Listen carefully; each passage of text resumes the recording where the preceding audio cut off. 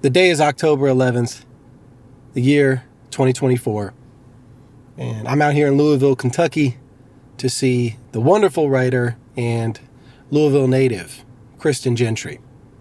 Now, you'll probably pick up on this theme because I work at an indie bookstore, so I'm perusing them shelves all day like it's my job.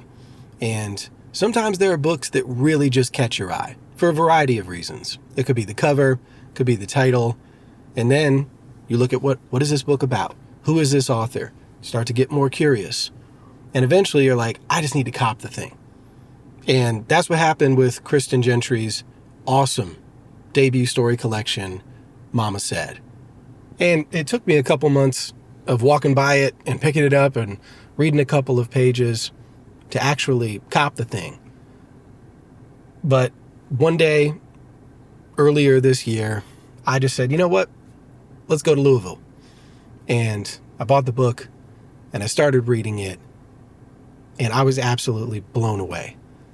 And not only because it's a debut story collection that's this good, but because I found one of my new favorite writers, someone that I'm going to follow anything they write and just hope they write more and wait for it.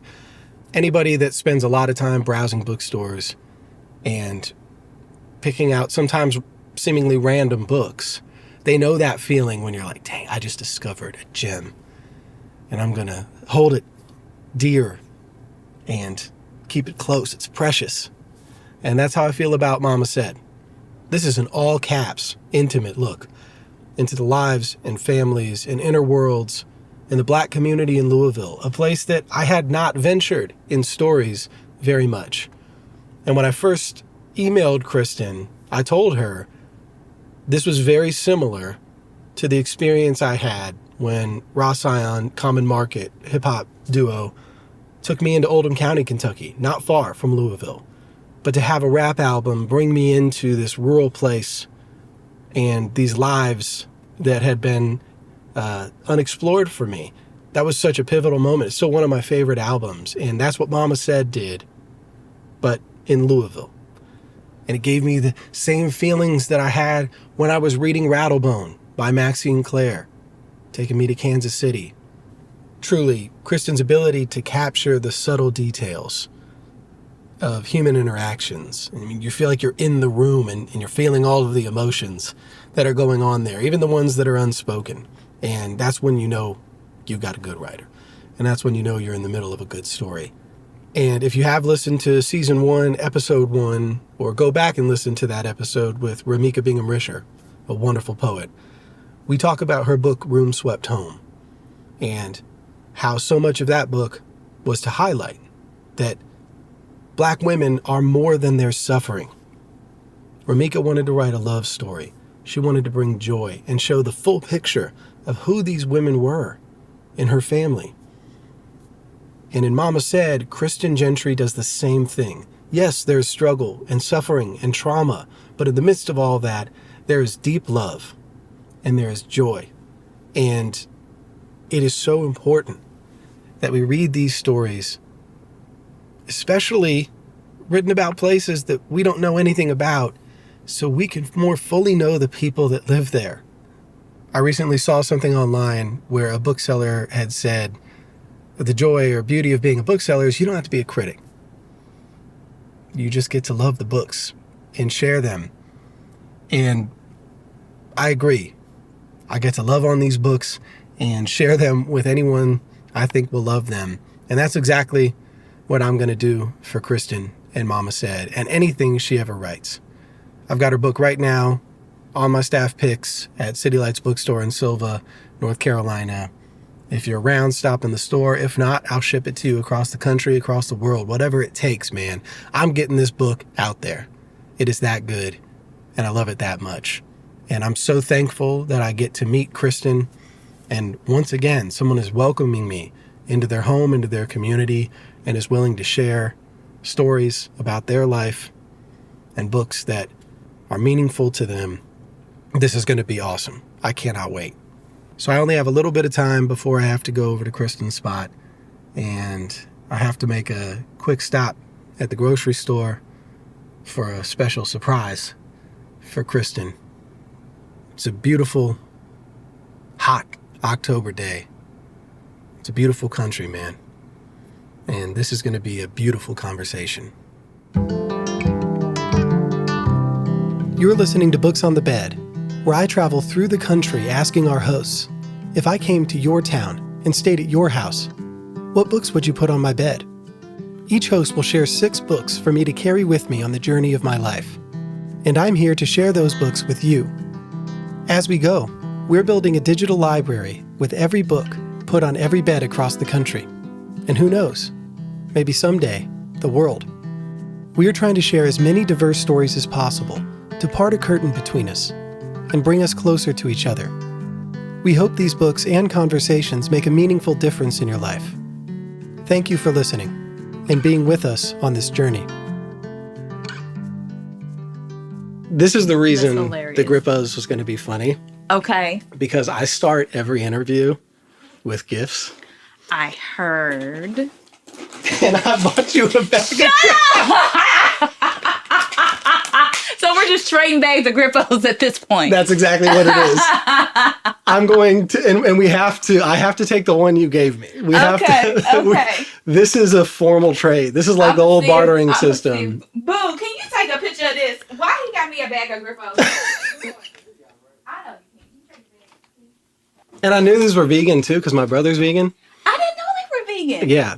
Because I'm vegan-ish.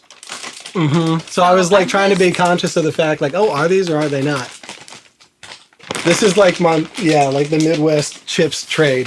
That is hilarious. Because I was thinking about on the way here, I was like, man, when I drive closer to Dayton, anytime I'm on like 71 or 75 or 64, I think about Grippos, Donato's Pizza, Penn Station subs. He loves Penn Station. Lee's chicken. Oh my gosh. But there's no Lee's in the South. So it's Bojangles and Chick-fil-A. Bojangles is good though. Yeah, but man, Lee's, it's just Lee's and Church's Chicken were the two in Dayton that was just like, I yearn for them. I don't know about some churches. We don't really have them here. I saw them we don't really have them here. We have Lee's. There's Lee's is spare. Like there's one in E-Town, Elizabethtown. Uh-huh. And there's one off Poplar Level Road. You even know where they are. I would too. Trust me, I would. I know where Donato's Pizzas are like 4 states away from me because I time up my road trips with food. Like, okay, there's a Penn Station in Charleston, West Virginia. You know, there's a Donato's in Knoxville or all around. So that's kind of the way that I travel is where can I get food I haven't had in a long time? Yeah, that's how you got to do it. When we were in Rochester, we were craving White Castle, and we took a trip to the nearest White Castle to us. It was, I think, in Sunbury, Ohio. We drove, no joke. Like this was part of our Christmas gift to one another because it was like before Christmas. And we just we looked up where hotels that would take the dog, and we went to White Castle and Long John Silver's and Krispy Kreme. That's amazing. We called it our fat trip. Oh my God. It was wonderful. I love Long John Silver's. People don't even know. So my ex and I drove from Minnesota to Arkansas, and in Missouri, the first Long John Silver's we saw, we stopped and got it. That's how much, like, I live for that stuff. It was really fun. Krispy Kreme too. That's a great trip. I knew we would get along. But then the other gifts are not food related. Oh. So open the bottom one first. Okay. Because there's a method to this. Okay. I don't know if you've read this book, but go ahead and open it. Okay. And we need to remember to say the title and the author because I always forget to. Okay. For people that listen. But this is one of my favorite books I've read in the past few years. Ralph Eubanks in Mississippi told me about it, and the wrapping is so pretty. I don't even want to. Ooh, Rattlebone by Maxine Clare. I love the cover. Have you read Maxine before? I have not. Okay, so this is basically the Kansas City version of Mama Said for me. What? Like, I always think about authors that bring me into a place that not a lot is written about. Mm-hmm. And Maxine, I think, might have been the first author that I ever read from Kansas City. So It's the story of a community, fictional, Rattlebone, north of Kansas City, and it's an incredible book. Like, Maxine is a legend, and I have a feeling you'll really like this. I am so excited about this. And I thought about getting this for Joseph Earl Thomas, too, who wrote God Bless You, Otis Spunkmeyer. But I got him your book instead. Oh, because I was like, okay, we're going to do this little circle of all these, because he wrote about Philadelphia. And that's also another place that I haven't read a lot about, being from the Midwest and mostly reading Southern and Western, American West literature. So, yeah, but Max Sinclair is awesome. Oh, I'm excited about this. Thank you. Yes. And there's a spin-off novel, too, about October Brown. So that's another one if you like this book. Oh, I love that when authors do that. Yep. And then you... Yep. Oh, that's so exciting. So you can keep the party going. So that's one of them. And the second one was obvious for me to choose because of us talking about her both on the phone and today. Oh, yay! Oh, I'm excited about this. So this is Zelda's first novel. Fifth Born, Zelda Lockhart. And the simple reason for this one, y'all both would get along, but also this is a book. Like, this is how you write.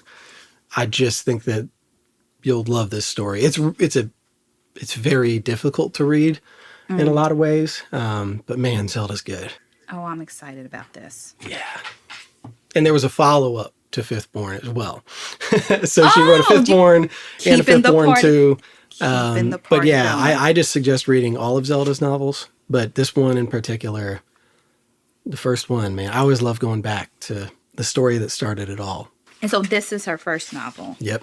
And that's good to read too, since right now I'm working on my first novel. So There you go. I've been interested in reading people's first and how they seeing how they navigated it and reading their body of work to see how the first differs from the second and stuff like that. Yeah, and it's even like in Zelda's episode, she talked a lot about going from poetry to fiction and how that was really hard to get the confidence to write a whole new genre. And now she's 4 novels deep. That's amazing. So, yeah, and Trinity is really good too, her latest. So I just recommend going through them all.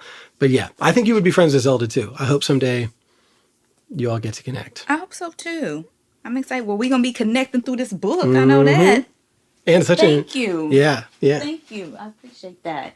So that's how I like to start. And I appreciate it. I hope you enjoy those books. And because, like I told you when we talked before, I loved Mama Said. Thank you. And it was completely accidental that I found it. It wasn't someone telling me, oh, you need to read this book. I just kept looking at it on the shelf at City Lights. It was just sitting there.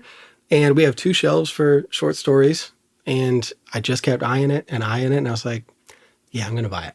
Like, let's give it a shot. I've never heard of Kristen before, but it just seems like a story that I should read, partially because of the Louisville thing. I told you about Common Market and Ross Ion and bringing hip hop to Oldham County for me. But this one was like, okay, I don't know anything about Louisville, really, and definitely haven't read books about it.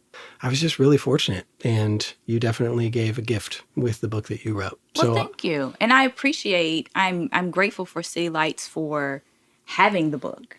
You know what I mean? I'm always grateful when I see people take pictures of the book and it's in this bookstore or in that library, and I'm like, thank you. I forgot to do that. I need to send you a picture of it because it's moved from the short stories to my staff picks. Oh, nice. And you're right next to Zelda. So, oh, yeah. Oh, my staff picks is basically like I'm manifesting for books on the bed. It's like everybody I put on that isn't dead. My goal is to get them on the podcast. But yeah, I just loved it so much. And yeah, I know you've talked about it before with the setting with Louisville, but it's true. Like, how many stories are read by people about Louisville? Not many. It's really not. And so, well, this is the other thing that I did this morning. I went out to Meade County. What? And went to Brandenburg. What? So I took a little detour. I do this all the time because I was like, man, what polar opposites Louisville and Brandenburg. So, I mean, it is country as fuck out there. Yes, it is. It's like where I live in North Carolina in Franklin. I felt like, I was walking into the liquor store / gas station and I was like, people are buying energy drinks and cigarettes. So I felt right at home, you know? And Mountain Dews. Yeah, but I was like, wow, what an interesting, basically opposite worlds to grow up in. Yeah. So one of the things that I wanted to start talking about was, before we get to the books on the bed, was that childhood that was really two very, very different places. Yeah. That was kind of back and forth. Yeah. And how that led you, even though you were in New York when you were writing this story, Right. to set these stories in Louisville and write something that felt really, really close with, what did Crystal say, close to bone? Close to the bone. Yeah, yeah. That's So what she talk says. about how that childhood shaped these stories and why specifically you chose to write it about mothering and motherhood. Well, the stories just sort of developed from kind of like accidentally, or, oh, no, I was under deadline for my thesis is what happened. I had written one of the stories, Grown Folks Business, as an exercise in a class with Alice Miller in grad school. And so I wrote that when it was fun. It was sort of like playing around with the voices of characters based on my aunts and my younger cousin. And so I was like, okay, that's an exercise, a story, whatever. Because my thesis was about what it means to be Black. Just an easy little question to ponder, but I had taken on this huge endeavor, like that was the question that I was going to be addressing. So I had written Matching Sheets is what it was called at the time, and it became Grown Folks Business. And the collection came about, I wrote A Satisfying Meal after that because I was under deadline and I was trying not to write close to the bone, as Crystal would say, but I didn't have anything else. You know, the deadline was approaching. She said I needed more pages, and I was just like, I don't know what else. And so I wrote that story, and I was like, oh, so these stories are actually connected.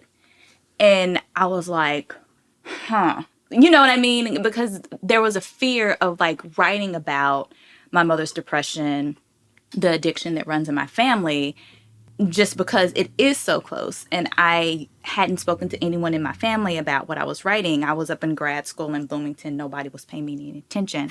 So anyway, so at that point I was like, well, nobody's died and it was fun to write them. At that point I was like, I think I would like to continue on with this. So I went to Bread Loaf to get to your question. So I went to Bread Loaf and I met with an editor, Liz Van Hoos, and she told me focus on Louisville. She said, because there aren't a lot of books out there about this. So she said, I think you should focus on Louisville and make that like a key point of the collection. And I was like, because at the time, Louisville was just Louisville to me. Do you know what I mean? I think it's kind of like being nose blind to your own home. Like it was like Louisville was Louisville. So it wasn't anything, it hadn't distinguished itself to me, if that makes any sense, because it just was what it was, even though it's distinct from Brandenburg, right? And it had distinguished itself to me in that way because it was where my family was. It was where I went to have fun, because in Brandenburg I couldn't, because I had to, there's not much to do in Brandenburg. I think you saw that. It is out. Like, it was a 45-minute drive, but it felt like a completely different world. Because it is. You know, things I noted in my head as I was driving through, I was like, Civil War. They love the Civil War. Natural disasters. Because you passed through West Point? Yeah. So it was like, and then on the river, there was a monument. I don't know why they commemorate. It's just an interesting thing, like the tornadoes that hit Brandenburg, and then there was a big flood in 1917. And then I saw Jailhouse Pizza. I just heard about that place. I'm in a writing group, and one of the writers, we just had a discussion about that because she had named a place in the novel that she's working on after that. And she told me, it's I got it from this pizza place in Brandenburg. I was like, my God, what? That's wild. And so we were just talking about how just like fucked up it is that they're like taking this, and they got like, did you go in and see they had electric chair pizza? Oh my God. I haven't gone in there. Oh my God. See, then I'm glad I didn't go, because that would have, especially given just the recent goings on in I'm Missouri. saying, Like, yeah. that's so fucked up. Wow. Yeah. I just find it, so I have a really, really strong affection for river towns because as a, former history major, they're just really important spots and they have really interesting history. Like, I love Vicksburg, Mississippi. Similarly, though, Vicksburg has a tortuous history and very complicated. And so I'm always just like, I struggle because of what they promote is what's going to get people to come, which is the battlefield. And, but Vicksburg is, they're really interesting places. Like, I get excited driving down the hill where you can see the river. And then you just get to see like, okay, well, what's going on here? But when I saw Jailhouse Pizza, I was like, they did not turn that jailhouse. And now they did. Electric Chair Pizza. Like, come on. Yo. And it was like Prisoner's Last Request or something like that. I'm just like... It seems like a place that would do that. Yeah, that they would find that funny. But anyway, you're right. It's not the most exciting place in the world. No, it's really not. So like Louisville had distinguished itself from Brandenburg to me, right? Because it was a place where there were a lot more Black people. There was my family. There was just life there. Like Brandenburg felt so just like bleh, and boring to me.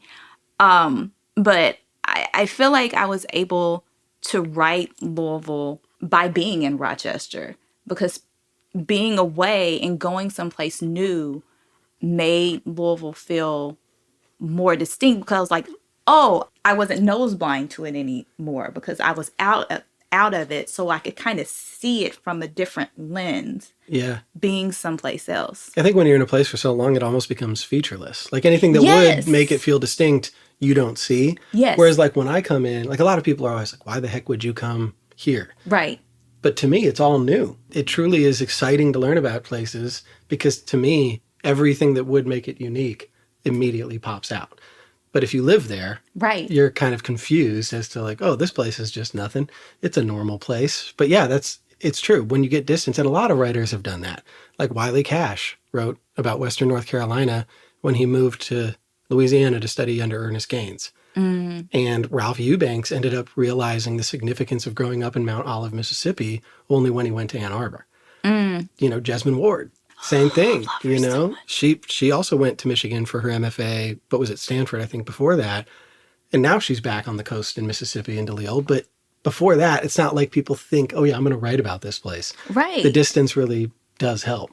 And then being away, I was like, oh, so, I mean, Derby's always a thing in Louisville, right? But it's just kind of like you take it for granted that like everybody doesn't see Derby as a holiday, because it's not in their city. I'm like, oh, your grandmother doesn't like just ask uncles and other people to like build a deck because people are coming for Derby. Oh, okay. That's just not a thing people do. Oh, all right.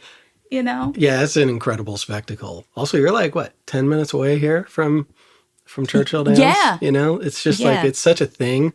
And growing up in Ohio and living around the country, I know that it's going on. But yeah, you wouldn't. And I loved that chapter about the other Derby, that goes on the same day. That's also something people won't know about. But I think that's why I loved it. You brought to life a place and the relationships that happen in it. Because cities, when you drive through, there's a lack of wonder, I think, for a lot of people about like what goes on in these homes. Like, who are these people? Right. And even though there's similar struggles to writers in New Mexico or anywhere else in the world, you did it in a way that really felt precious to Louisville. And that's what I loved about it. Well, thank you. And the thing that really got me with your writing is how observant you are as a person and how that translates into the stories. It was really, really powerful, scene by scene, how you described what was going on. And the one that highlighted it the most, that I think brought together two themes. Okay. Obviously, the idea of Mama Said is in this story, but then also I counted, 10 times in the first 13 pages, you talked about smiling. And over 70 times in the book. Wow! Different ways Look at you! of people smiling. And I just kept kind of like, the first 50 pages, I was noticing it. And then by the end, I was like, okay, I got to count these up because this is a really interesting thing. But it's something that it made me think like, okay, you must have been an observant child. And still you notice people to the point of those facial expressions. Yes. Even one thing of smiling can happen in 50 different ways. Right. And so the story, though, that stuck with me the most was at was it the 12 Steps meeting? Yeah, the AA. Yeah. So it was with, I've been staring at Ramona since I got here, right? She's wearing that berry lipstick, too severe for her pale skin, and her curly blonde hair is frizzy, but she's wearing the baddest coat I've ever seen in my life. And I love how much you fixate on the coat. So you describe it, it's a rainbow of fur, right? Patchwork in one piece. It's so bad I almost don't care if it's real fur. Mama noticed it too. It's the kind of thing that gets us passing her U.S. Weekly magazines across the kitchen table to one another, sharing dreams. And then you say you don't like Ramona's introduction. It was too quick and sparse. But then you said, I can see Ramona at Kroger in the near future, placing her items on the counter. The cashier stops the conversation about prom dresses with her friend in the next aisle and says, oh God, your coat is insane. Tammy, look at her coat. If I had a coat like that, I wouldn't wear nothing else ever. Wouldn't even need a prom dress. So you're talking about this coat, which I found, that's how my brain works. Like if I saw a coat like that in my head, that's what I would be thinking. Is I would not be able to think about that coat. But then, Kate comes in, she's wearing the Kentucky sweatshirt and green sweatpants. And when she introduced herself, she stood, waved, hello, everybody, my name is Kate, and I'm still an alcoholic. And you said, I liked her right away. She's one of the loudest voices in the greeting chorus, and she smiles at everyone as if they're a newborn swaddled in her thick arms that she's seconds away from Eskimo kissing. I don't want my mama to have to say the words. I'd rather be eating barbecue and hot steak fries dipped in ketchup, laughing with my cousin, forgetting that my mother stands near a black edge every hour because she's addicted to pain pills. But since I'm here and she has to say the words, I want her to say them right. You go through a little bit more. When Bert's done, it's Mama's turn. She looks at me and smiles, a Kate smile, before looking back at everybody else and saying, my name is Claudia and I'm an addict, without even a deep breath, like the one I took to prepare. I'm the loudest when everyone says, hi, Claudia.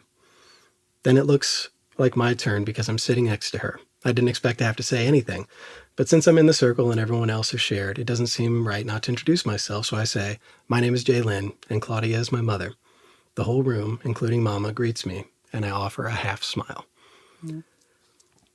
This one was just so powerful because it incorporates the best of your writing, which is throughout the whole book, but just the painstaking detail, all of the emotions that are happening at the same time. And then again, the smile, the noticing of the room. It's just, it was so intimate. And that was the story that really stuck out. So I'm curious when you're writing about Louisville in this way. Well, first of all, why did you write about smiling so much? Is that something that consciously came up as you were writing these stories? I think growing up with the mother who's depressed, like I'm always looking for a smile. I'm always looking for one. Or as a kid, like, when my mother got into like the heart of her depression and addiction, I was always looking for one. And I was always reading them because a smile is not just a smile. There's a smile that hides. There's a smile that's truthful. There's a smile that is really about pain. The way that there's so many different like words for snow, like I feel like that's the range of the types of smiles that are there. And I think I was just like hearkening back to that when I was writing the entire collection. And also like not only watching my mother for smiles, but because I was so often watching my mother for smiles, I often felt like I had to smile as a way of like, look, this is how it's done, or trying to be the obedient child, the happy child, the child that she didn't have to worry about. Because if she didn't have to worry about me, then that's one less thing. And then maybe she could get her stuff together, or maybe I could do something that was so wonderful or whatever, be so bright and sunny that she would be bright and sunny. You know what I mean? Yeah. There's a self-consciousness for sure the whole time to Jalen, and really just, I think even from you as a writer, all of those times that you've noticed people's emotions and facial expressions and body language came out in a way that it's hard to do consistently. I think you put us in a room with people and through those cues, and it's always like, it's so hard to, it's so hard to live that way. And you feel for Jalen through this because it's like, oh, I have to please Yes. my mother, so that taking full responsibility for another person's Right. well-being, especially at that age, Right. I mean, you're spending every second Yes. thinking about whatever I do is going to be felt, and it can be really good and change everything, or it can be really bad and change everything. Yes. It's exhausting. Yeah. And so I just felt like that's a very important part of the character that I think if people read this book, a lot of people would empathize with. But for those that didn't grow up that way, they might not think about that. Because even the dichotomy of who's the roommate at college in Bloomington. I forgot her name. Yeah. But like even that, the different ways of how they were raised and their relationships with their mothers. Yes. Not that one was better than the other, but clearly that girl did not have the self-consciousness. If anything, she could have used some. No, she did not. Melissa. And Yes. no, Melissa did not. Like she needed her mother. Yes, and her she did. like, you know, in a way that Jaylyn's mother, you know, needed her, or, you know, Jaylyn thought yes. she needed her. So I just thought that, yeah, that scene was so visceral and so powerful because it's playing at all of that. And then even like the mama said, right, that comes out throughout, but this is, she's here, she has to say the words. Yep. I want her to say them right. I mean, I don't want her to say them. Right. But that's where we are. It's like, here's a declaration. Like, right. And stand in it. And if you're going to say it, like, own it so that there can be some change in owning it. Yeah. And I didn't even know, like when I wrote that story, I didn't know where it was going to end. And then when I got to the half smile, I was like, oh, that's the end. I think I had envisioned something longer unraveling from it. But when I got there, I was like, yep, that's it. It felt right reading, no doubt. And it's interesting where I found that story online too. The website said 2011. Did you write it that long ago? Yeah. Because I don't remember what website it was even on. Was it? But I was like, oh my gosh, that was. Because that was published in an online Spectre. Yes. Yeah, because Athena Dixon and what is his name? I forgot his name, but and there was something interesting in your like personal description. You always give more than most authors give, which is just like the typical, here's where I went to school, or here's my awards. And you talked about being able to find fried apples in the grocery store, like missing Louisville winters that end without a fight. People who say pop. I didn't even realize that until I moved to Connecticut. I was like, yo, I got to start saying soda so that people don't find me out. And then also you said being able to find all these home comforts at the scratched and dented desk the department chair's wife found discarded on the curb. Yeah. It's like that desk brought you home. It did. It was like, I remember I was so grateful. Like when I moved to Rochester, it was like my mother and I, we drove up. She had her car and I had my car, and it was just like everything that we could carry. And I was on an air mattress, and like I was just there. I was like, I am here, and the position was visiting professor position, and I was just like, I am just happy to be here. so I didn't have anything, and I think that she may have like felt pity for me. She came over and she was like, oh, this is nice. And then next thing I know, she comes back and she's like, oh, I found this for you. Gosh. And it was just like such a nice gesture. It is. It is hilarious though to think about someone searching for furniture for you though, so that they could fill out the space. But it was an important piece of furniture. It really was. And it allowed you to think about, Louisville and write stories about it. But how cool was it and it might be complicated emotions, but talk about releasing the book. Because wasn't the launch event at Carmichael's? Yes. Yeah? So what did it feel like, even though you wrote it all in New York, to come home to have it out in the world? Oh, man. It was really emotional to release the book back home. The months before the book was released, like my mother and I got in a fight. And we weren't speaking for like months. Yikes. Yeah, because like the whole time I was writing the book, I told her that I was writing it. I told her that it was based on her and depression, addiction. She said, okay, that's your right. You have your story to tell. That's fair. And so I would talk to her and I would ask her questions and do like impromptu interviews at times. And so she was all okay with it. But then, it's one thing to like, oh, you're writing your stories and you're at your scratched and dented desk in your apartment. And it's another thing for it to be published and out into the world. So as the date for publication was approaching, like there was all of this, apparently this other like conversation going on amongst my aunts and things like that. Like, oh, she's throwing her mother under the bus and all this stuff. And I'm like, that's not even the way it is. And I can understand my mother's fear in thinking that, like some of the darkest moments, some of the moments where she's not proud of, like the her that Claudia is, you know what I mean? Like represents like a time in her life that's full of shame, that's full of guilt, and like having that released into the world was so I was very nervous about what the launch was going to be. And I was like, I hope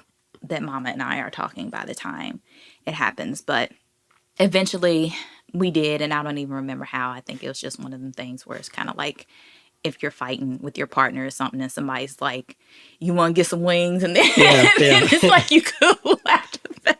But anyway, so it was amazing. Like it was standing room at Carmichael's, and like Crystal was there, and it was just amazing. And like both my dads were there, and my mama was there, and my cousins, and like high school friends were there. I was like, this is amazing. And my friend Paula, who we taught together at Geneseo, she took a picture, and it was like the background at Carmichael's, and it's like me and Crystal, and like we're matching the background just it was like, a whole vibe. That's it was amazing. I love when that happens for people, like those moments of celebrating something that just took so long, and how fortuitous it was that you released it here as opposed to anywhere else you could have been. Like that stuff always feels meant to be. Yeah. And you get to look back on that now. And, hopefully it serves as a motivation of just how many people support you. And now you're writing a novel, which is scary. But it's like, you already did this, which, was, again, relationship with family and friends, and is a very personal thing. Yes. So you've already gotten over that hump. And it went true. so well, with all that love and support. So it's like, if you did that, you can do anything. That's true. That's true.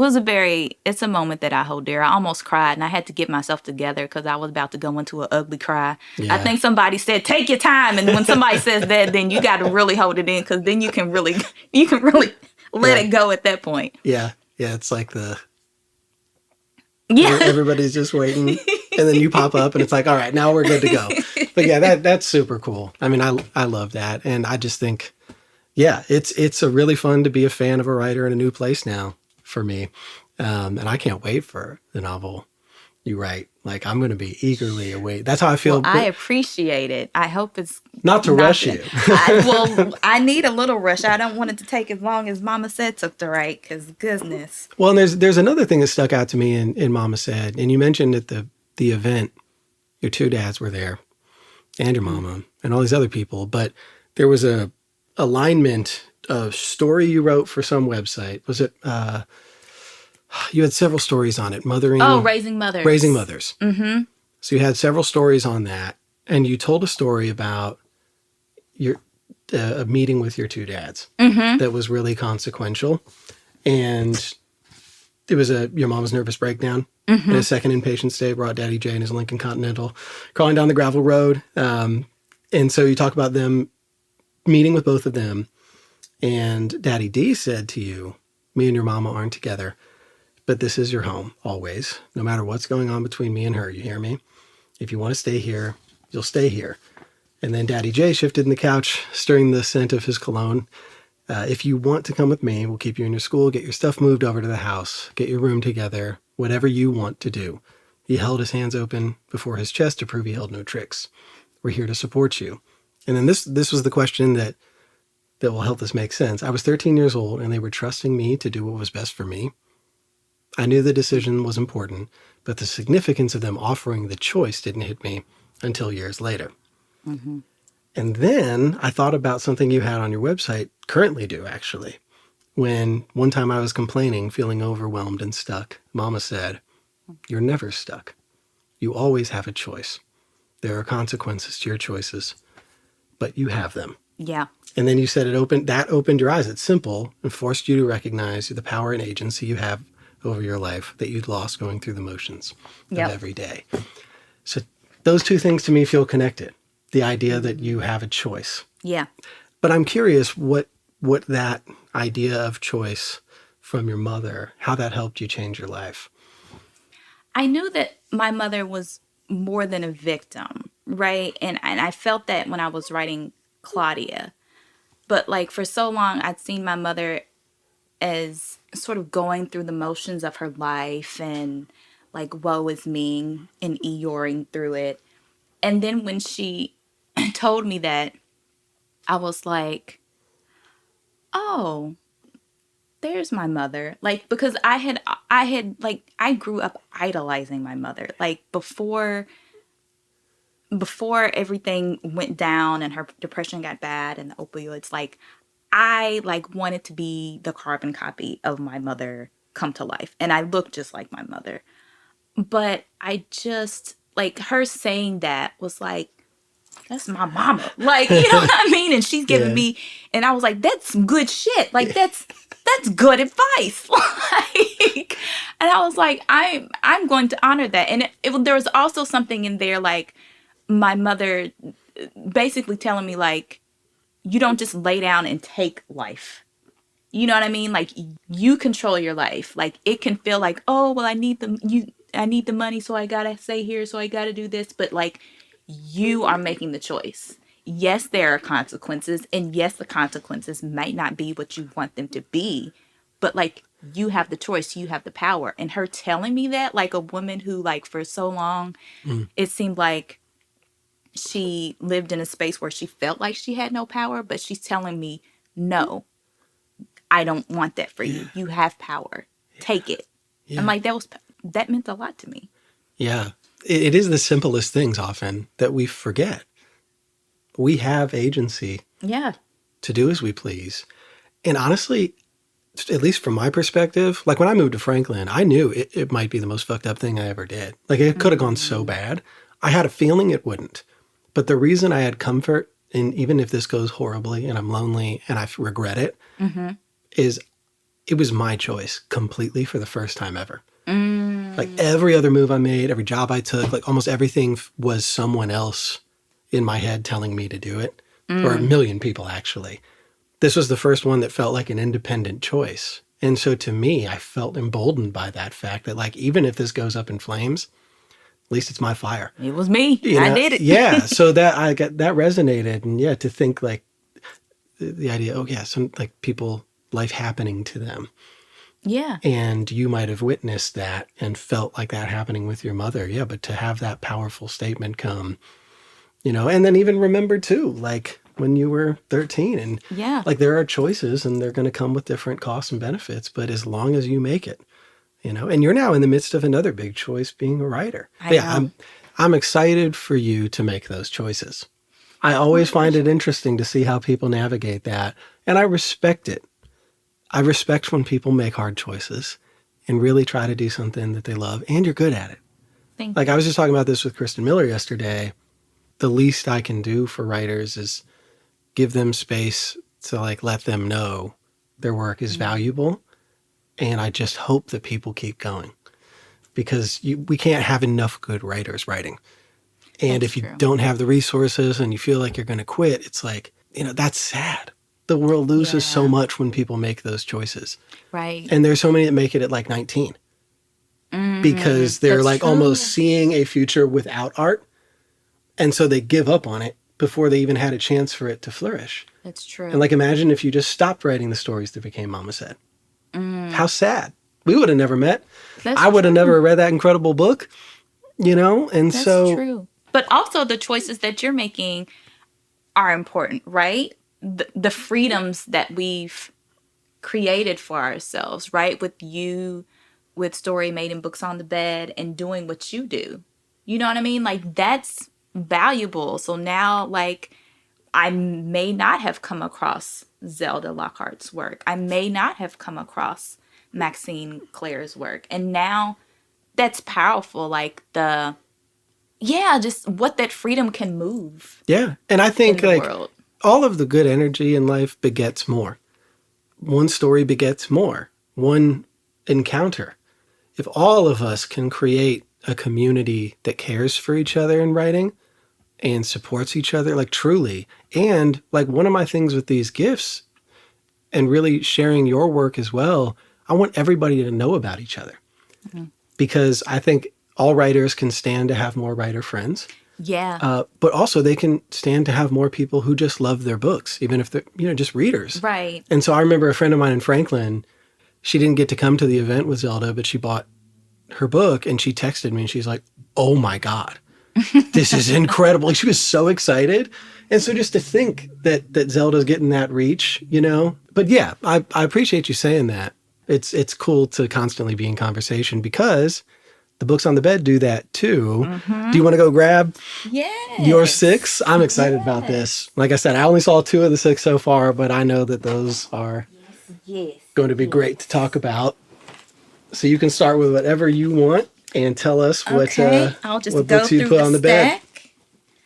All right. So the first one is Sandra Cisneros' The House on Mango Street. And I think I had mentioned this to you when we had our initial conversation. I just love this book. At this point, I don't even remember the first time I read it. I don't remember how I encountered it. I really don't. I mean, I feel like it's just been with me at this point. Like, those are the best. It's part of me. We is one now. And it is, your Kilden's roman about young Esperanza growing up in Chicago, wishing that she was somewhere else. But what I love about this book is that the way that the women shape one another, the way that Mama and Alicia and the lady who had so many children, she didn't want to know, like the way that they shape Esperanza, like for better or for worse, like, and she's watching them and thinking, I want that life. I don't want this life. And because I feel like that's so much of like what we do. Like I just was speaking about like wanting to be my mother. I watched her and I was just like, I want to be that. Yeah.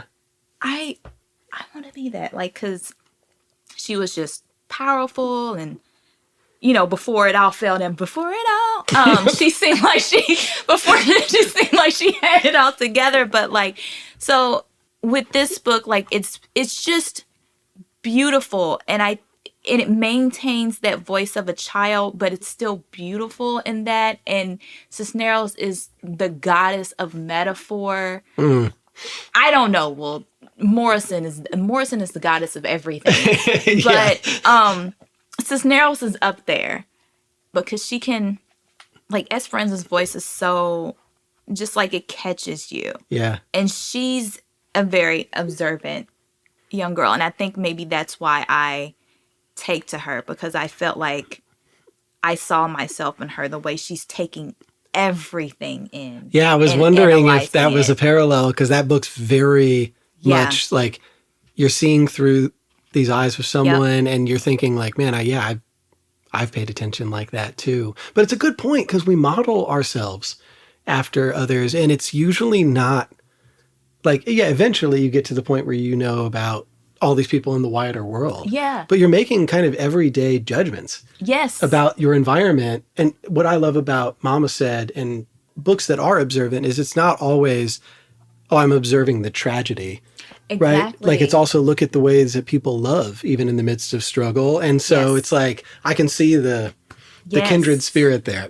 Yes. And then her like wanting to free herself, right, from being bound by domesticity and like marriage with writing, and deciding like writing is the way I'm going to find my way out. I'm not going to forget Mango Street. Mango Street is a part of me, Yeah. but I'm not going to stay here. Oh my gosh. And so many people have been in that situation where, you don't want to get stuck in a place, but, and that's why I think so many writers actually travel back to that place in their stories. They put themselves back in that situation before they broke free. You know what I mean? Yeah. Like, and because there's still a special attachment. Yes. To those complicated places. Yes. I, a few months ago, read 5 Wounds by Kirsten Valdez-Quaid, and just thinking about how much of that idea of being stuck in rural New Mexico, which is, if you visit there, it is so stunningly beautiful, but it can be a punishingly lonely place to grow up in that desert landscape. So, it was just interesting reading that, where it's like choices are different when you feel like you need to break away. Yes. There's an urgency to it all. Yes. Even if it's in me all the time. So, that's a beautiful book. And I think technically till next week. Wait, what's today? The 11th? Yes, today's the 11th. Hispanic Heritage Month. So everybody's been sharing their stories. So even though this won't come out in October, still a good time to highlight that, because seriously, what a wonderful writer. Yeah, this book is just everything to me. You ever teach that book? I did teach it. I taught a class on linked short stories, which was modeled after a class that I took with Crystal Wilkinson about linked short stories. Sweet. So I did teach it in that class, which was really nice. But I feel like it's amazing the way that the book has aged with me. I mean, like, this is a book that's like, for what, like, this particular copy that I have is a former copy at a middle school. I love it. I love seeing all the different kinds of copies of books that are presented, because people get it at different points in their life. Sometimes it's a former library book. Yeah, it's pretty sturdy, because my last one was falling apart and I had to let it go because there were pages just like coming out. The fact that, like, it's still like, I'm reading it now and it doesn't feel like, as a grown ass 44-year-old woman, and it still holds up. That's when you know it's good. That's when you know it's good. That's amazing. Yeah. Like a book that I read when I was, feel like I was in a womb and I with this book. But I don't know. I must have been probably around like 12 or something like that. But like, for it to hold up all that time and me to read it and be like, this is still that shit. Yeah, I mean? But those, I mean, it's so great when you find those stories that are always going to hit like that. Because it's rare. It's rare. Like television shows, movies, it's like sometimes you go back to certain things and you're like, oh man. I know. Why? It's sad that you lost the attachment to it. I've experienced that more in my 30s than any other point in my life, where I'm just like, dang, I just don't love it like I did. Isn't that sad? But then again, there are stories that I can go back to that constantly will be there and always hit. But yes, that is a great first one. I'm so glad you picked it, because I still feel like a lot of people haven't read that book, even if they're readers. They got so yes, that's a great you can read it in a one. day. Yeah, it's tiny. Yeah. And it'll stick with you, no doubt. So that's number one. What you got for number two? Okay, number two, I have Gloria Naylor's The Women of Brewster Place. Nice. And you can tell this copy has been... Does that got half a cover? This copy, I have had this copy since I was in high school. That's incredible. And it came from, so I don't know how it came about, but our high school had received some sort of donation from Penguin Books. And there was like a warehouse room full of books that were donated. And they let students go in and get as many books as they wanted. That's incredible. It was like a dream. Do you hear me? Other people who, the non-readers were just kind of like, all right. And they was just kind of like taking the time to like sit and talk. I was in there like... Yeah. You had to get like pushed in the shopping cart with each hand. I was so greedy for it. Do you hear me? And I was like, can I go again? Can I go again? But anyway, so this is one of the books that I got from that like wonderful dream of a moment of just like getting all the books you want for free. Yeah. Which, I mean, of course, at the library you can do that too, but I get to keep because Right. Yeah. You're absconding. It feels like you cheated the system. You know. I feel like I did. That's awesome. That's so old. And and shouts out Gloria Naylor too. So yeah. Talk about this story. I love this book so much, and the idea of Black women depending on themselves to make it through. Again, this is a book that also another linked collection. It's marketed as a novel in 7 stories, but like it's linked stories because the women's stories, I think with the exception of the block party, which is when we see all of the women coming together and, you know, that horrific moment of assault and whatnot. But the stories can stand on their own. And I just love the idea of the women learning from one another, leaning on one another, like the absolutely heartbreaking moment when Seal loses her daughter and Maddie comes in, and the language that Naylor uses describing Maddie rocking her. Like, oh my gosh, like she rocks her through time, through space, it is heartbreakingly beautiful. Yeah. That moment there. Oh gosh. That moment tears me up. And this is one of the few books I feel like where like it was all a dream works. It rarely works, right? Because I remember teaching, I would tell students, don't you come in here with it was all a dream. Oh gosh. Story. And then like I taught this and they were, they were like, It's like, okay, there's one. And it's not like, you. I was like, but there's a reason why this works. Why do you think it does for Gloria? Okay, so the block party is the moment where sort of like after the assault, after all the women are in Brewster Place for different reasons. Maddie's there because like her son has basically like screwed her out of a home that she wanted for them to have. Mae's there kind of like following Maddie because they're close friends. Kaswana's there because she's sort of like proving something to her mother who's living in like this bougie Black neighborhood. Celia's there because sort of she can afford it because she got all these kids.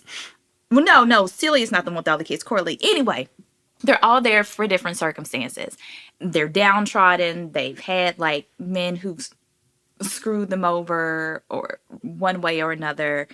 And I think it works because that moment of assault when I think Lorraine is the one who is assaulted. Lorraine is assaulted by the wall, and then the women come up and they're like tearing down the wall and whatnot. And so there's this and it's raining, and there's this moment of cleansing, this moment of they're taking back their power as they're tearing down the wall. Now you go back up there and bring me some more, but don't ever say that again to anyone. Suddenly the rain exploded around their feet in a fresh downpour, and the cold waters beat on the top of their heads, almost in perfect unison with the beating of their hearts. I mean, and so they're there and they're doing that. And this moment of like, yes, they are coming together. This place that has just began with so much hope for the people who live there, and now is just sort of like crowding upon them and all of that. And the Maddie waking up after that beautiful line works because that's a sad reality of not only a lot of Black women who are living in places like Brewster Place, but just like a lot of people in general who are living in places like Brewster Place. Yes, they want to be able to dismantle it and move beyond the pain that has brought them there and that place can bring about, but that's usually not the case. They usually stay there until they're forced out. Yeah. And that's why that it was all a dream works, because that it was all a dream is close to reality. Yeah. So that's why I'm glad. Yeah, that's a good way. You're making me want to read that again. You know who loves Gloria Naylor and first novel was really inspired by that? Have you read Tyreek White's We Are a Haunting? That was one of the first novels I read this year. Oh my God. Yeah. Oh man. That is such a good book, but heavily inspired by both Toni Morrison and Gloria Naylor. So I was glad you brought that in because he was the one that kind of made me realize, like, dang, I'd heard so much about Gloria Naylor. Yeah, and we always have, it seems like at City Lights, we always have at least one Gloria book on the shelves. So it's just like, all right, let's see what we got going on here. And it's a powerful story. I know this book. I've taught it many times. And I know the movie with like the miniseries with Oprah Winfrey and Cicely Tyson. I haven't seen it. Shut your face, I need to watch that. Oh my God. My gosh. I can't believe I missed got that. the DVD. Yo, I know it's so, like, my cousin and I know the miniseries so much that, like, when we are going through hard times, we will hum the theme song that runs through it. Like the theme song, we're like, oh my God. See, that's I gotta watch this. I gotta watch this now. If it's got a hum-worthy theme song that you do for comfort, because I do that a ton. Like I have these. This is actually something that the last couple of years. So when they made the book or the movie based on the book, The Good Lord Bird by James McBride, the score is incredible. But there's one particular comforting song on that score that I listen to on road trips all the time. And I feel weird for it because I'm like, I got to go to this composer's website. It's not even on Apple Music or anything. And there's this certain guitar part into a violin that just makes me feel everything. And I love it because it's an expansive type of thing when I'm really feeling good, but it's also comforting when I'm feeling sad. It's a great road trip composition. So I'm like, all right, well, I got to save jameshollister.com and make sure that I have the right tabs. But anyway, so that's good to know. I got to watch that. Yeah, I don't even know if you could find the song like separated from the mini series, but it's such one of them little soulful humming ditties. Mm-hmm. Yeah. I gotta at least watch it so I can, because you need the song in the context of the show too, you know? Yeah, you do. Because you can't separate it. So. You really can't. Like when it comes on, it's just all through, and then you got that, and then when you got that moment of tearing down the wall and that song is going on, you just like, yeah. All right. I'm gonna do it. I'm gonna watch it. I think it's worth ordering a copy. These are two incredible first. And I love the theme here of linked stories going on. It's like we got yours, we got Gloria Naylor, we got Rattlebone. And it's interesting too, though, like the difference between just stories and a novel and stories, because people have referred to your book as a novel. Yeah. That keeps happening. And I'm always like, am I missing something? Is this a novel? What's a novel? I think because there is a narrative arc to it. And the end does feel, it can give a sense of like the satisfaction of a novel's close, I feel. Okay. I can feel that. But I do still feel like it's very much a linked collection. Yeah. Maybe tightly linked, but because there are diversions a bit from the main characters, that widens it up to like. Part of me wonders too if it's like a more modern aversion to short stories in general. Like so few people read short stories, weirdly, even though our attention span slipped by like 10 billion%. I'm saying, I feel like this is the time for short stories to thrive, don't you think? And I'm like, why are people so like we hardly keep short story books relative to novels in the store. I mean, like I love everything Eudora Welty's read or written, but her short stories are incredible. And it is also really hard to write short stories well, which is why I respect it so much as a craft. But yeah, it's weird. I was like, you would think that everybody would be trying to get in on obvious, like they can be linked, but obvious short stories that people can kind of piece together over time. Right. Because so few people even sit down to read a book. Like the data is staggering and depressing. I know. And how few people have read more than 5 books in a year. I know. So anyway, it's just like, that's why I love this exercise, is because certain people share a lot of poetry.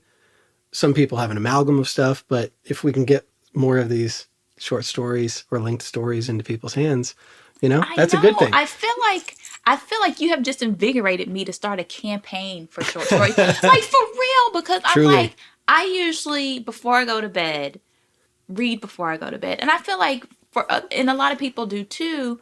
And I'm like, a short story is like perfect.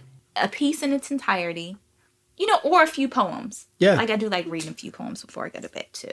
But yeah, I don't know. Yeah, we should. I'm I'll help you. Okay. We got to put, because there's also a lot of just really unheralded story collections.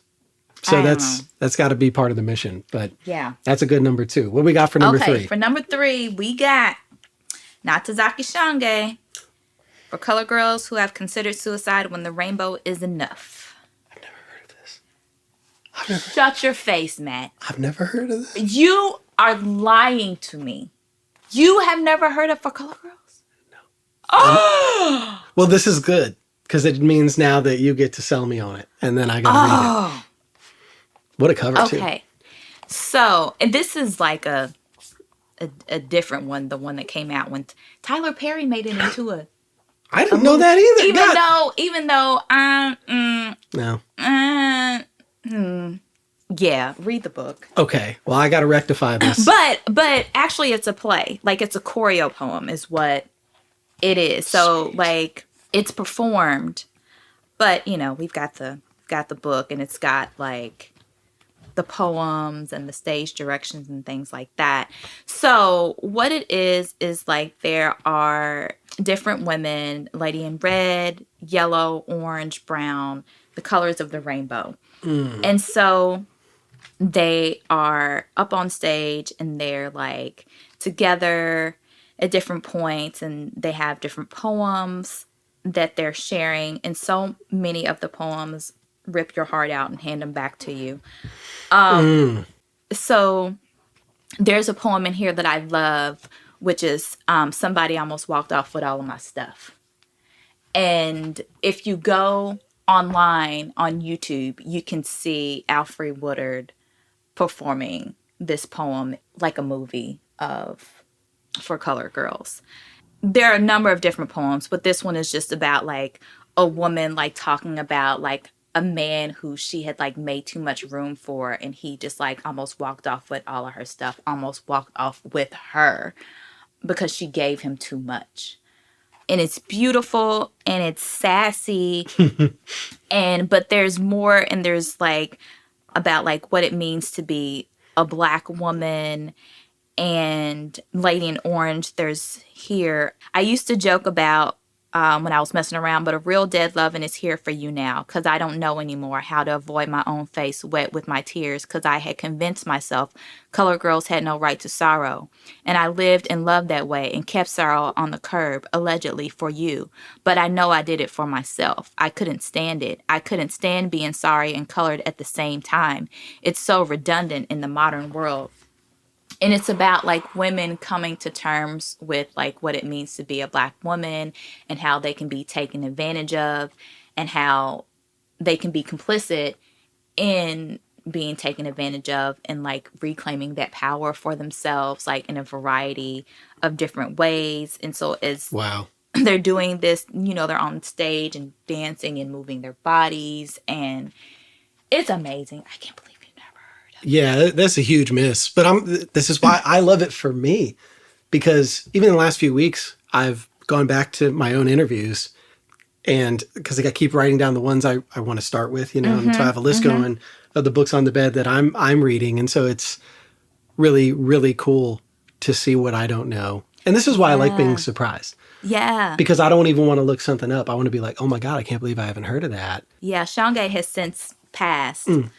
I had read it when I was an undergrad. I remember I was working, the first time I read it, I was undergrad. I was working at the library. I was supposed to be moving books, but I found this and I was like, what? And then I sat down and I started reading it, and I read it from start to finish in my shift. Oh my gosh, that's amazing. And I was like, I love this book now, and it is a part of me.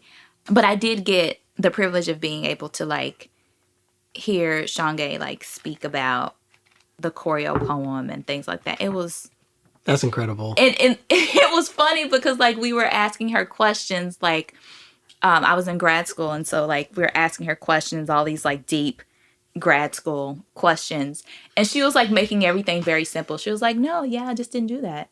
Like I think because I think like we had this whole like conversation about like having like, why is there no lady in black? There's a lady in all of these other colors, but there's no lady in black, and we're talking about like black women and blah blah blah. And she just like, I don't even remember her response, but she made it real simple, and we were like really philosophizing the way only grad school students can. And she was just like, yeah, no, I just didn't. There's nothing better than meeting those writers or artists in general that demystify or like just kind of take you out of that philosophizing. Yeah. Because they'll just say some just basic, simple shit. They're like, they'll get this question that's like so going so many different ways, and it's, yeah, why didn't you do this? And they're like, I didn't want to. Yeah, I know we had but this. Doesn't that help as a writer, though? It really does, though. Because you can really simplify for yourself, knowing that like they made this choice with so little behind it. Exactly. Why am I overthinking exactly what I'm doing? Because then I'm going to get myself stuck on something that isn't even out there yet. Exactly. So that's amazing. Yeah, but this is pivotal. That's a public library book too. I see the on top. Yeah, it is. Like my copy of this one, this is legit a Louisville Free Public Library one. So I don't own this. I had to like check this out. I'm actually teaching a workshop tomorrow. Oh, sweet. And we're going to be discussing somebody. I almost walked off with all my stuff.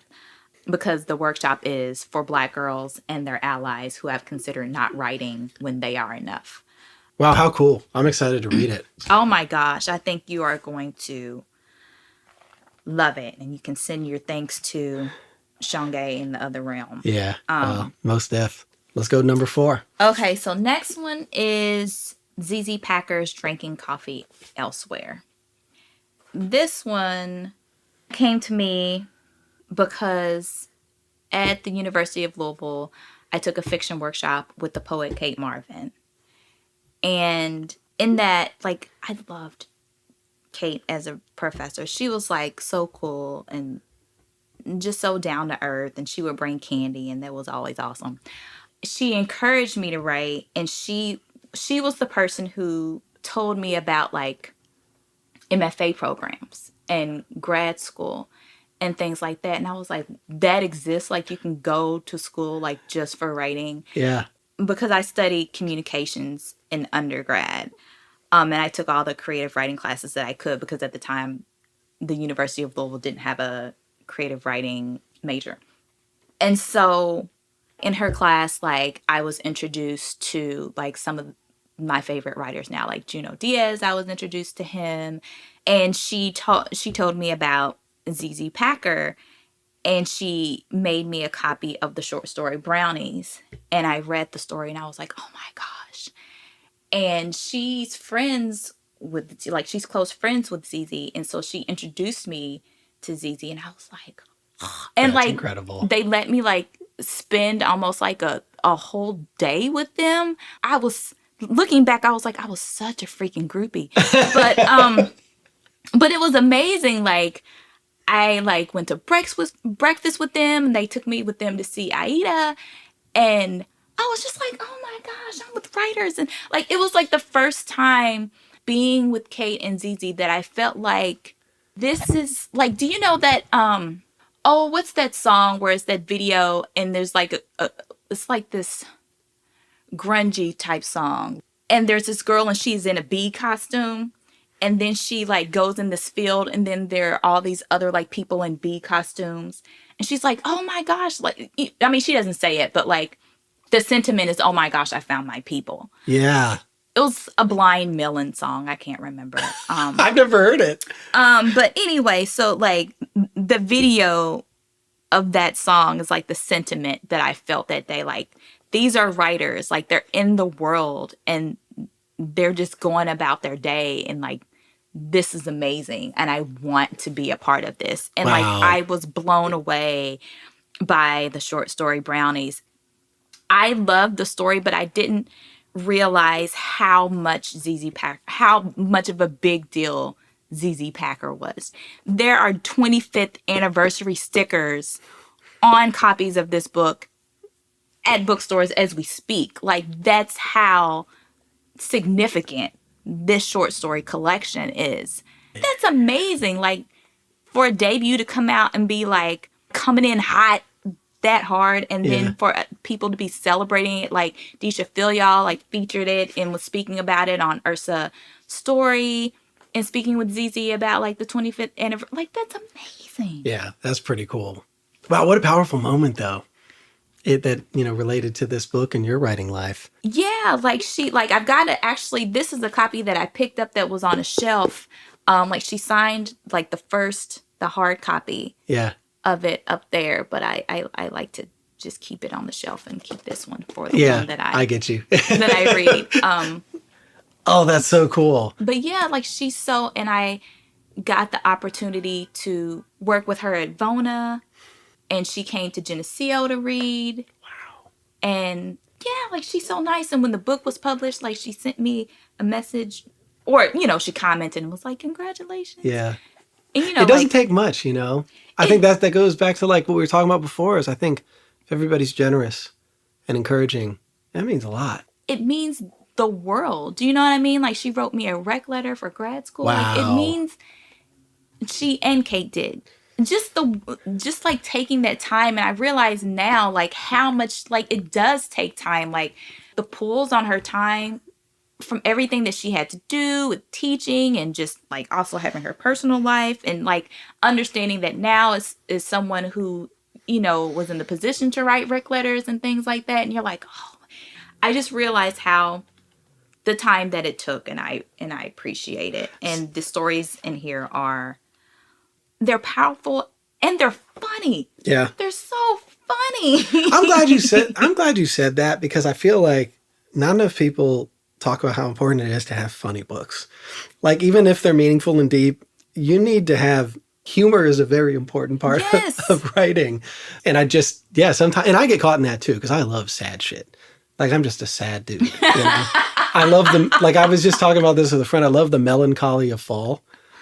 And what it does though, is it gets me stuck in this habit of just going and reading and watching so much sad shit. Because I like that feeling.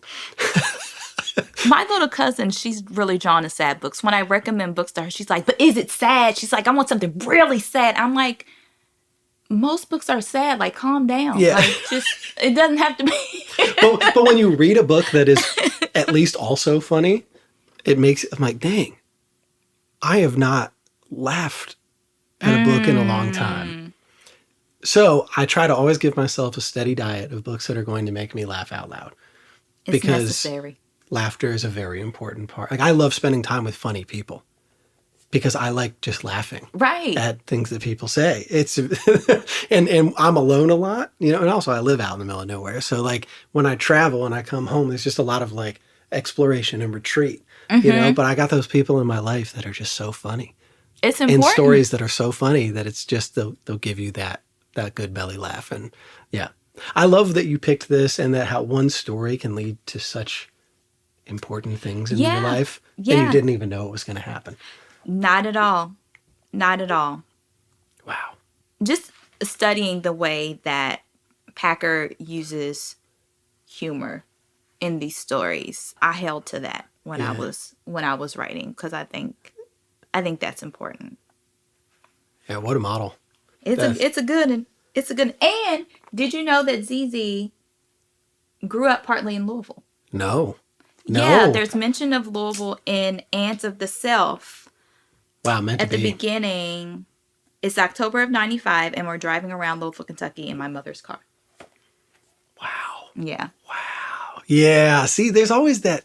Sometimes it's too simple, but sometimes when there are people from where you're from, there's something about them, and it feels like that connection is meant to happen.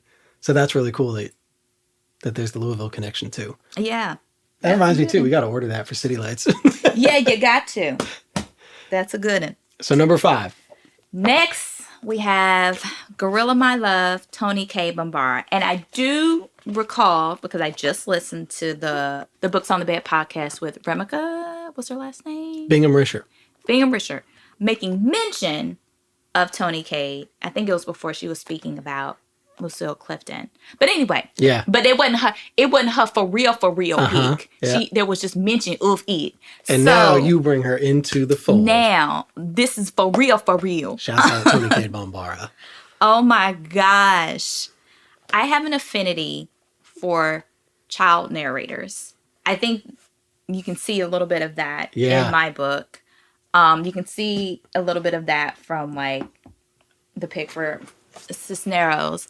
But like Tony, oh my gosh, Tony K. Bombara, like she writes sassy little black girls like nobody else ever.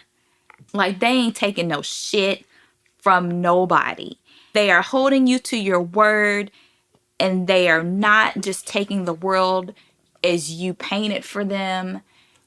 And the girls in this collection, they have that sassiness. And yes, sometimes that sassiness is sort of like tamped down by the world, or the world tries to like, dampen that, like in, which is the one, the Hammer Man. We see a bit of that, like with the narrator beginning, I was glad to hear that Manny had fallen off the roof. And with her like talking all kinds of shit, and then she's glad he fell off the roof so he can't kick her ass after she's like talking all this shit. But then like she witnesses this like assault on Manny by police, and this tomboy who's like talking shit and like is sort of like domesticated in a way into like wearing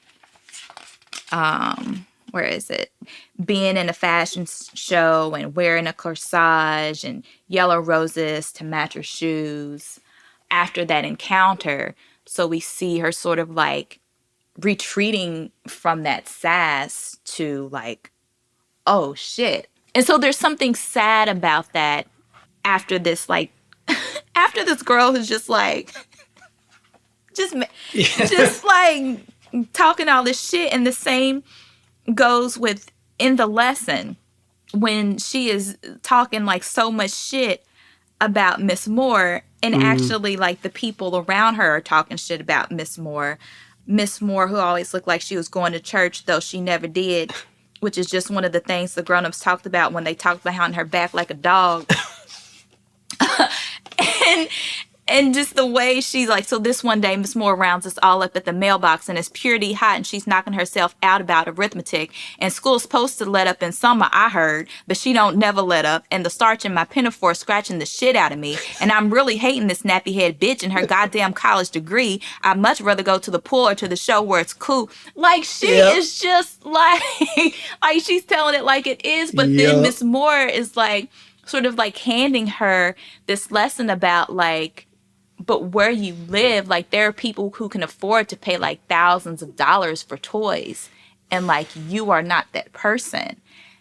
And the young narrator is like realizing that and getting pissed off about it. Like, you know, like after she calls her a nappy head bitch with her goddamn college degree, she's realizing that there's things she does not have.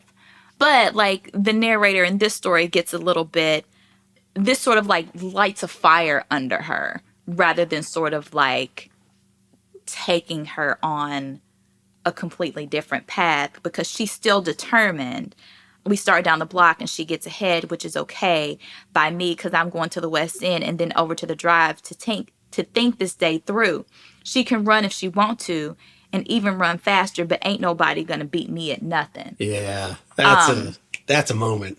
Yeah, so like I just love the voice. Like the voice is just unparalleled. And even in the beginning, like the foreword or sort of preface that Tony Kane Bombara, have you read it, the sort of preface? It does no good to write autobiographical fiction, because the minute the book hits the stand, here comes your mama screaming, how could you? And sighing, death, where is thy sting? And she snatches you up out your bed to grill you about what was going down back there in Brooklyn when she was working 3 jobs and trying to improve the quality of your life. And come to find out on page 42 that you were messing around with that nasty boy up the block, and breaks into sobs, and quite naturally your family strolls in all sleepy-eyed to catch the floor show at 5 a.m. But as far as your mama's concerned, it is 1940 and something, and you ain't too grown to have your ass whipped. Like, that is, that's how she's introducing the collection.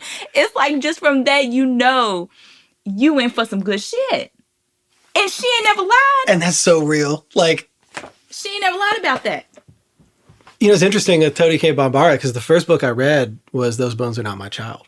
Because I always, you know, when you read a book that by an author you love now, then you go to the next ones. And it's such an interesting, like, I wasn't ready for this, you know? But yeah, there's a, and God, even thinking about the parallel to that forward and what we were talking about earlier with your own experience of writing stories, you know? Like, that just hit me at this moment. It's real. Like, that's straight up truth. Yeah, she says she don't do it. She don't do it. I mean, I did, and she ain't lying about what happens. Wow, I'm so glad you brought her. And I've actually I'm shocked that Tony has not come up yet, but glad you took that mention from, I mean, I love from this. Amika and put Tony at the forefront. This is also another good reminder that I've been thinking a lot about writers that deserve more love, that I can try to get out there. It's hard at City Lights because we are a rural, mostly white mountain town, but we have a lot of open-minded readers, and you just got to find them. But Lorene Carey is another. Price of a Child is one of the best books I've ever read. I tried to get her on Books on the Bed, and it's not going to happen right now, but maybe sometime down the line. But it was Ebony Lumumba, who we were talking about earlier, in Jackson, who wrote a dissertation that was framed by 4 women by Nina Simone.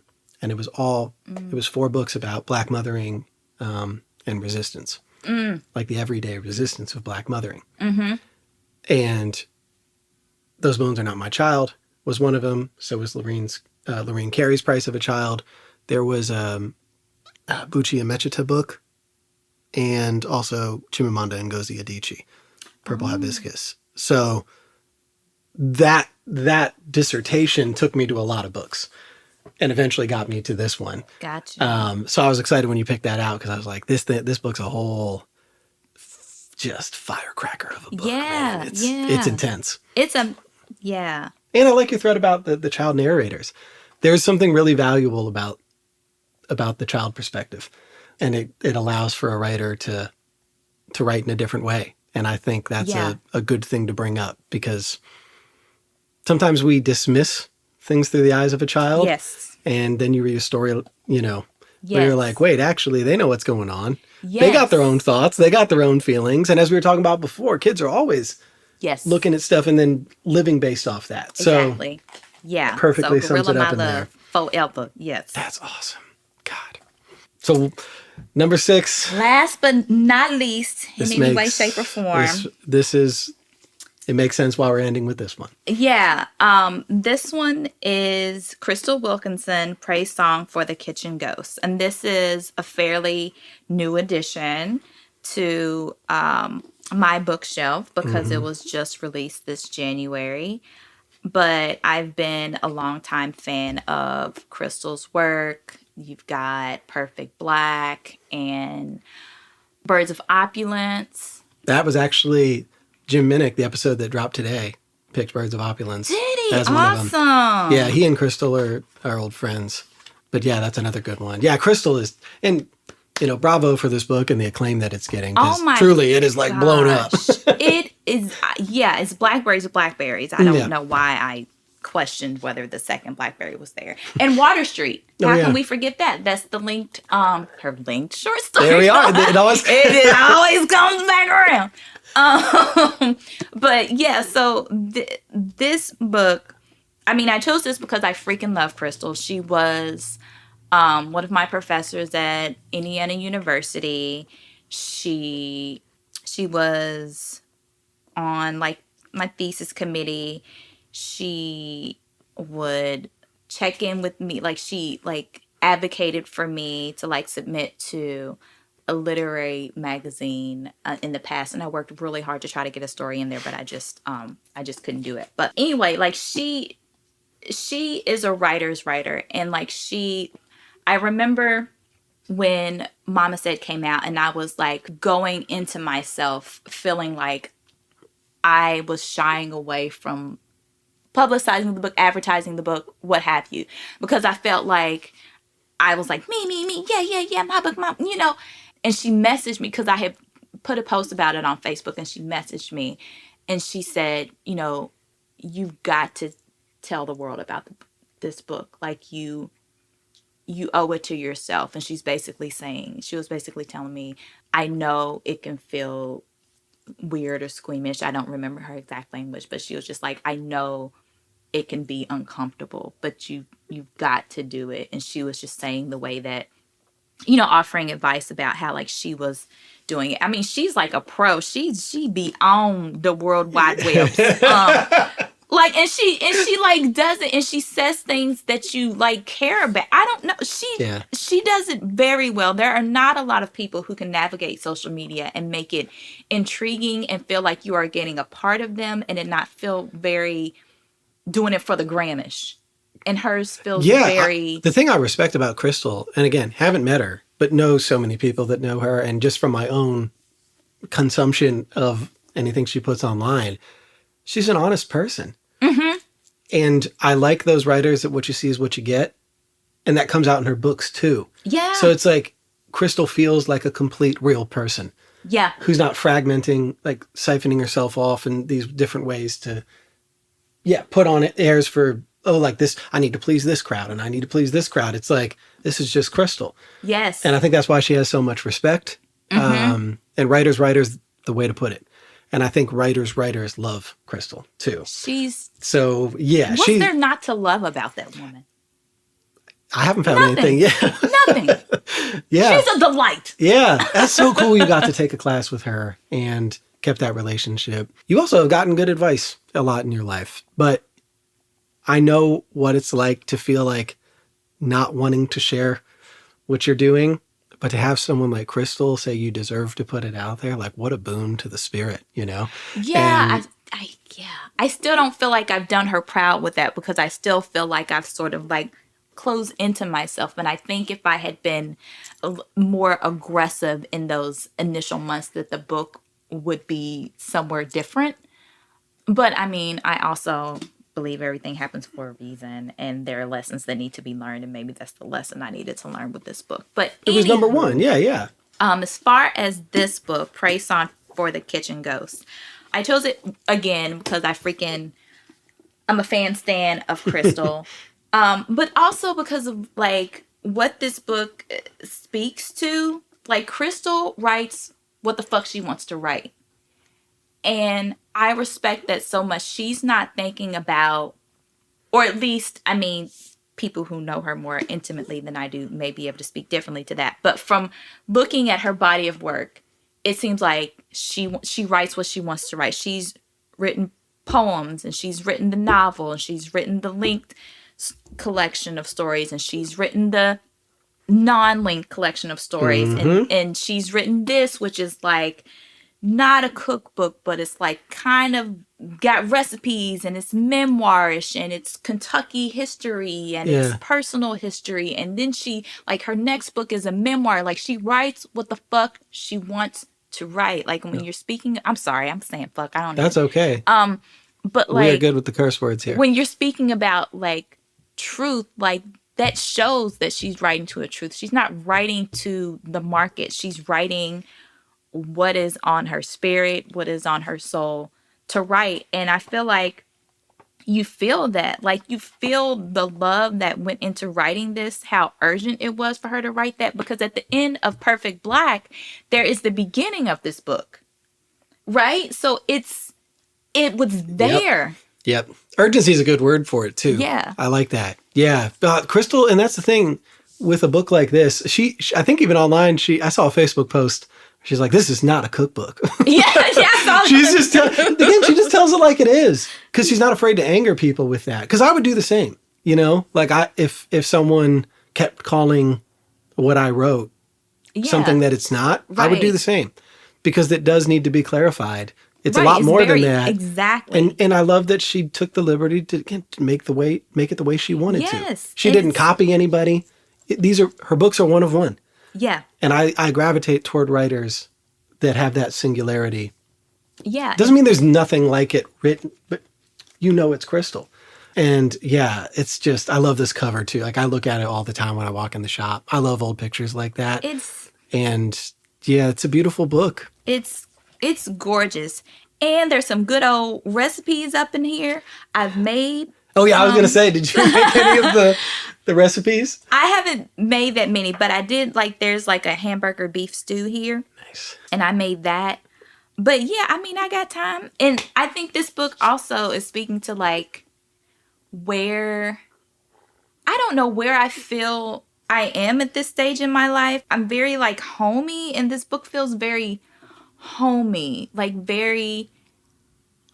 am home in Louisville, but homey as far as in a moment or a phase or a stage or I don't know in my life where I just want to I want home to be calming. I want it to be refuge. I want to create that. I'm often seeking solace in food. You and I, we have spoken about this. Yep. But off rip. Right. And so there's so much that this book represents as far as what I want to be as a writer and what I want to be as a person right now. It's so funny you say that. A couple of weeks ago, I prepare all the time for these conversations, So it's okay, you read the book, but you have to go back to the book. And I try to go on the internet, find other things that people have written. But there was one podcast you did, but in that conversation, there was one thing that I saved that I figured would come up in this conversation because you were going to talk about Crystal. But this is one of those simple things that really stuck with me when you said it.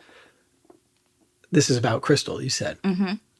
She was just a Black Kentucky woman walking through the world, writing and teaching other people how to write. Mm. And it's yeah, isn't that who she is? And yet, so are you, Yeah. Yeah. There's a connection there with who you are and who you're trying to be. Yeah. And I find that really special to have that relationship with Crystal and someone that's keeping you encouraged and grounded, and that feeling of hominess is a hard thing to find. Yeah. That solace and refuge in your own space, but yet she's someone that, continuously inspires you and comforts you in different ways, and I think that's really special. Yeah, she's awesome. Wow, that's a hell of a 6. Thank you. I'm very excited about that because I didn't know what to expect. Some people, if I've known them longer in some way, I can guess. Maybe at least a couple of these, and definitely with Crystal. But these other ones I was very surprised by, and I was so excited that you brought them up, and a couple that I need to read. Yeah, I think doing this and choosing these was such a great exercise. I mean, I always have known that I'm a woman's woman, someone who loves women, championing other women. But it really came to the forefront looking at these books, and I always knew that I had an affinity for child narrators and Black girls and sass and claiming a power, or young girls, right? Because Esperanza's not Black. But I was damn, it's just a good exercise to do and to think about that. And I was huh. Because the last few months, I feel I've been sort of veering and spiraling and who am I and what am I and blah, blah, blah, and all these questions. And then looking at the stack, I'm this is it. It feels like a grounding.